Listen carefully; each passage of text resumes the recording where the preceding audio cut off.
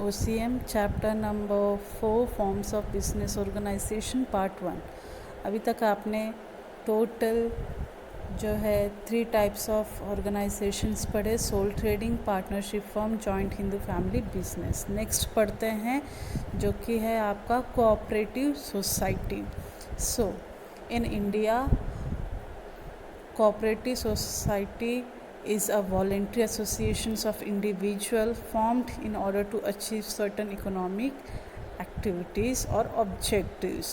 The nature of cooperative organization is service oriented, that is each for all and all for each is the principle of cooperative society. India is an agricultural country and has laid the foundation of world's biggest cooperative movement. The cooperative movement was started by the weaker section of the society for protecting its members and their rights. After independence, cooperatives becomes an integral part of 5 years plans. The cooperative plays very important role in India because it is an organization for the poor, illiterate and unskilled people.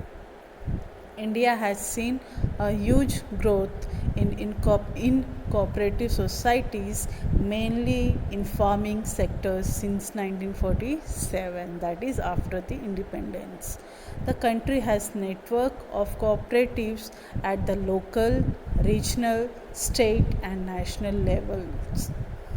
What are the definitions of cooperative society? So according to the International Labour Organization, a cooperative organization is an association of persons, usually of limited means, who have voluntarily joined together to achieve a common economic and through the information of democratically controlled organizations, making equitable distributions to the capital require and accepting a fair share of risk and benefits of the undertaking. That it means कि जो cooperative society है उसका main M क्या है कि लोगों सबके लिए काम करना, मतलब जितने इंसान हैं हर एक के लिए उनके बेनिफिट्स के लिए काम करना। ओके तो नेक्स्ट डेफिनेशन दिया हुआ है according to the Indian cooperative societies act, that is 1912। ये फिलअप्स में पूछ सकते हैं आपको ईयर, तो जब भी ईयर्स या सेक्शंस होते हैं आप उसको अच्छे से पढ़ा करो या बाहर किया करो।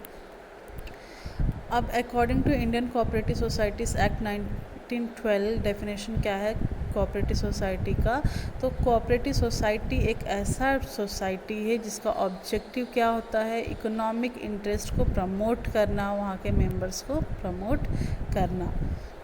ठीक है, नेक्स्ट देख लेते हैं what are the features of cooperative society. So first feature is voluntary associations and open membership. ये सबके लिए क्या है, एक है ना यहाँ पे कोई कास्ट चलता है, ना कोई रिलीजन चलता है, ना कोई जेंडर चलता है। यहाँ पे किसी भी कास्ट का, किसी भी रिलीजन का, किसी भी जेंडर का मेंबरशिप दिया जा सकता है या ले सकते हैं। Next feature is democratic principle. Democratic principles mean क्या होगा कि 1 मेंबर 1 वोट, मतलब जो जितने लोग रहेंगे हर एक को राइट दिया गया है, सबको सेम सिमिलर ही राइट है। ठीक है, तो वो अपना मीटिंग्स में अरेंज कर सकते हैं या रूल्स एंड रेगुलेशंस को क्या करना पड़ता है, फॉलो करना पड़ता है। और वोटिंग अगर मेंबरशिप में होता है तो 1 मेंबर 1 वोट का रूल है। नेक्स्ट जो फीचर है वो है मैनेजमेंट। मैनेजमेंट मतलब क्या होगा कि जो कोऑपरेटिव सोसाइटी है वो वहाँ पे एक मैनेजिंग कमिटी मेंबर्स होते हैं जो मिलके क्या करते हैं, कोऑपरेटिव सोसाइटी को मैनेज करने का काम करते हैं। अब ये जो मैनेजिंग मेंबर अपॉइंट किए जाते हैं उनको शेयर होल्डर्स अपॉइंट करते हैं। ओके, नेक्स्ट जो है फीचर वो है रजिस्ट्रेशन। रजिस्ट्रेशन जो है कोऑपरेटिव सोसाइटी का कंपलसरी है, ये यहाँ पे ऑप्शनल नहीं है, आपको कंपलसरी आपको रजिस्ट्रेशन करना ही है। कोऑपरेटिव सोसाइटी का एक्ट आपको पता चल गया है, पहले डेफिनेशन में आपने पढ़ लिया है कि कौन सा एक्ट है, Indian cooperative society act 1912। Okay. तो इस एक्ट के अकॉर्डिंग ही आपको रजिस्ट्रेशन करने पड़ते हैं। जो भी डॉक्यूमेंट्स चाहिए वो आपको नेसेसरी है वो आपको सबमिट करने ही पड़ेंगे रजिस्ट्रेशन के टाइम में। Next is separate legal status. Separate legal status मतलब क्या हो गया कि जैसे कि कोऑपरेटिव सोसाइटी जो है उसका रजिस्ट्रेशन होता है तो उनका अपना ही एक लीगल एंटिटी है, वो मार्केट में अपना अलग ही उनका पहचान है। वो कॉन्ट्रैक्ट के बेसिस पे मार्केट में एग्जिस्ट करते हैं, बैंक अकाउंट ओपन करते हैं सोसाइटी के नाम पे। आपने ये चीज़ पढ़ा देखा रहेगा, बिल्डिंग का भी एसोसिएशंस होते हैं। नेक्स्ट जो है वो है demerits of cooperative society.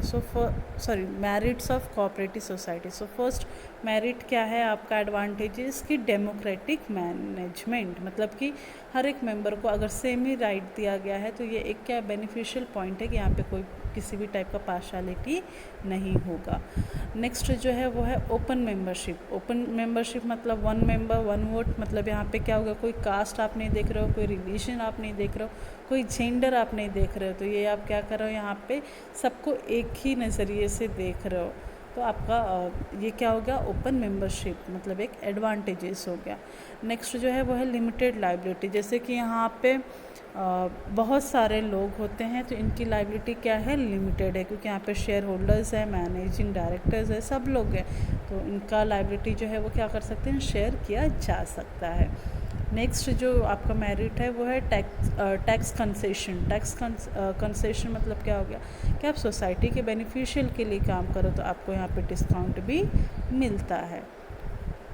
Next जो है वो है less operating expenses. Less operating expenses मतलब कि आपके पास ज़्यादा फिनेंस की ज़रूरत नहीं है इसको रजिस्टर करने के लिए या मार्केट में एग्जिस्ट करने के लिए।